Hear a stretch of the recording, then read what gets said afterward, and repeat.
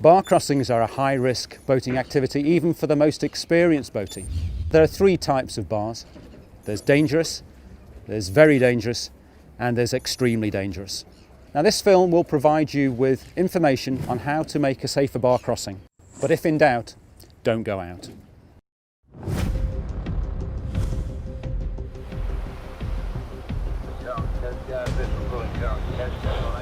Come again, please.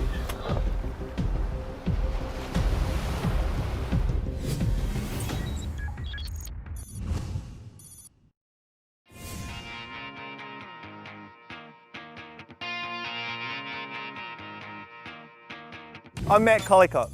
I'm a professional skipper and have been working in and out of harbours around New Zealand for nearly 20 years. The most important part of a skipper's job is to make decisions that will keep everyone safe. Decisions that will ensure that everyone gets home after a good day out. Hi, my name's Dave. I've been a member of Coast Guard for 15 years. Today I'll be crewing with Matt as we cross the bar. This film will highlight the key steps needed to cross a bar safely. Throughout this film, we're going to show you examples of crossing a variety of different bars.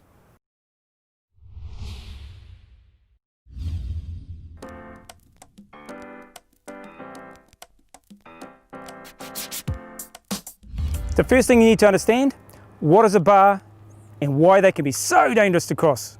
A bar is a build-up of sand outside the entrance of a river or harbour mouth. Bars are formed and they continually change with the shifts of sand and silt throughout the area.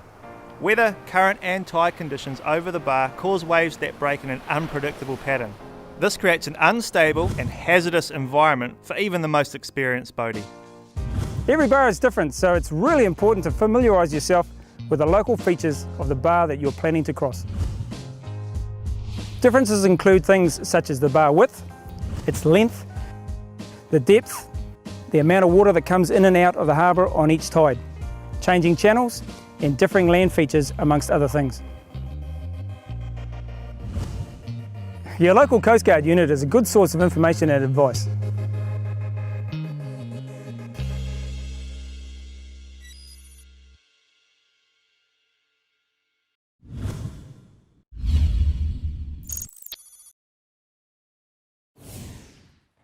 Planning on dry land before you get on the water plays a big part in safety. Preparing to cross the bar always starts at home. You need to check the weather, tides and get local information. Make sure that you have the right equipment and that it's in good condition. Always have a plan B ready, just in case the bar or the sea conditions mean it's unsafe to cross. Your plan B could be to go another day, go to a different location, or not go at all. Always check the weather forecast on the day you're planning to head out. There are two key things to look at, wind and swell. This information can be found on a number of websites including Met Service, or you can get up-to-date information from your local Nowcasting VHF channel. Find out your local Nowcasting VHF channel by talking to your local Coast Guard or visit the Coast Guard website. It's important to know when the tide times are, both for heading out and coming back across the bar. Plan a timeline for your trip based on the tide times and remember to always avoid bar crossings at night. When going out, as a general rule, the best time to go is any time within 3 hours before high tide. All other times should be avoided. When planning your return across the bar, as a general rule, up to 3 hours before high tide and 1.5 hours after high tide are optimum. All other times should be avoided. Never cross a bar at low tide. MarineMate is a really good smartphone app for up-to-date tide information. Before you leave, make sure someone knows where you're going and when you'll be back.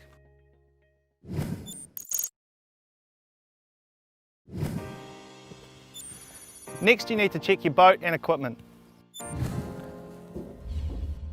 You will need to take with you a life jacket for each person, 2 forms of waterproof communications, GPS and chart, a bucket or a bilge pump for bailing, an appropriate anchoring system, and a backup form of propulsion, for example, oars or a secondary outboard. Remember to secure gear and any loose objects. This ensures that they don't become flying missiles when you're out on the water. After checking your equipment, do a thorough boat check. Check your engine, battery and bilge pump are all working well. Make sure that you have enough fuel. Use the third rule for fuel. Have a third for the trip out, a third for the trip home, and a third spare just in case things don't go to plan. Prior to getting to the boat ramp, head to a place to observe the bar conditions and to plan your route across. Turn on your local nowcasting VHF channel. This is to double check the conditions and confirm whether they are likely to change throughout the day.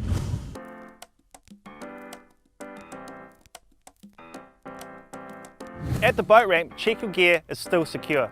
Double check your fuel and make sure your breather is open on your tote tank. And of course, don't forget to put your bung in. Go over the safety equipment. Let everybody know where it is and how to use it. Get everyone to put on their life jackets.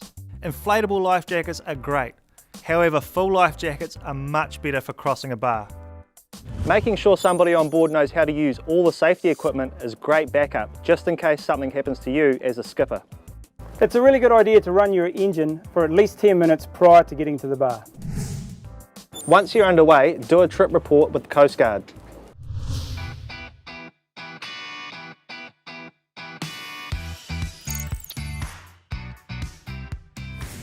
Head to a place where it's safe to stay and assess the bar. We're at a point now where we can assess the bar. First, I'm looking for obstacles in or on the water, things like kite surfers, fishermen, other vessels, logs, buoys or beacons. Now I'm going to watch the waves. These waves will come in sets. Our assessment of the bar could take up to 20 minutes. So we've been out here for about 10 minutes and we've had a really good look.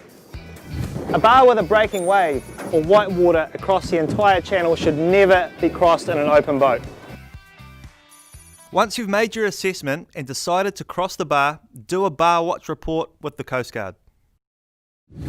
Your call will be logged and Coast Guard will take action if you do not close your report within 20 minutes. Identify the channel, choose the calmest place to cross and always avoid breaking waves. You need to know the navigation markers for the bar you are planning to cross. Some bars have leading lights or beacons. To cross the bar safely, make sure you get this local knowledge. Brief your crew on what's going on. Tell them where to stand, make sure they hold on. Tell them to stay in the same place, as people moving around your vessel will create instability. Make sure everyone has 3 points of contact.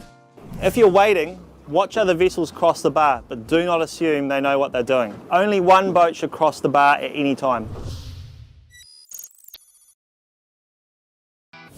Watch for a lull in the waves. Once you have committed to crossing the bar, you are committed. Never turn around on a bar. If you turn around on a bar, a wave can hit you side on, which can easily capsize any vessel. Approach the wave straight on. Proceed with enough speed to make safe headway.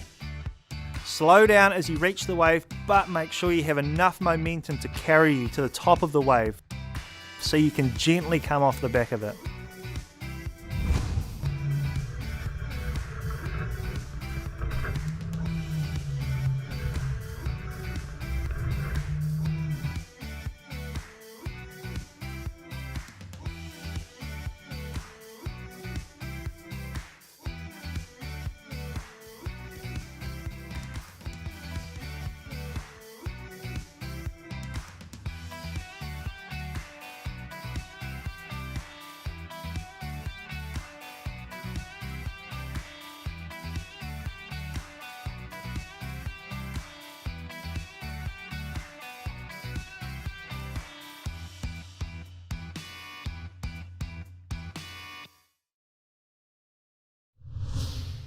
One of the most common mistakes made when crossing the bar is exiting the channel of the bar too soon. Exiting too early will mean that you could be caught side on by a wave. You will know when you have safely crossed the bar because the water will tend to become deeper and calmer. It is a good idea to enter a GPS waypoint here so that you can use this mark as your safe assessment point when returning back across the bar. Close your bar watch report when you have safely completed your crossing.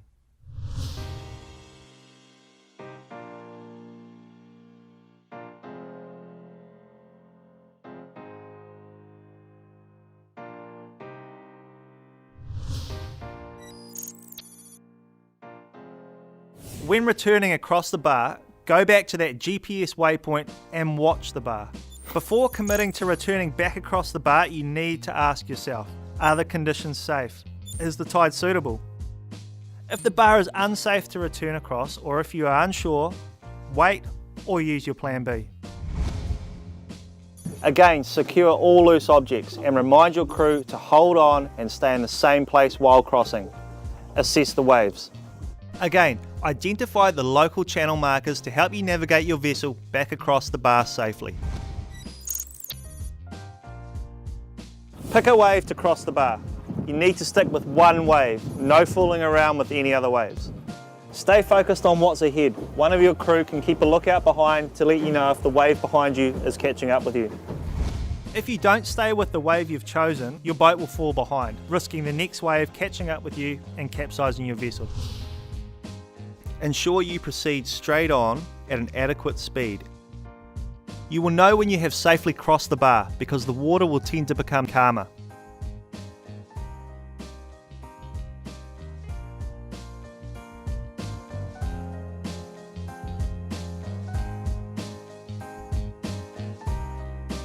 And you are back in safe, calm water.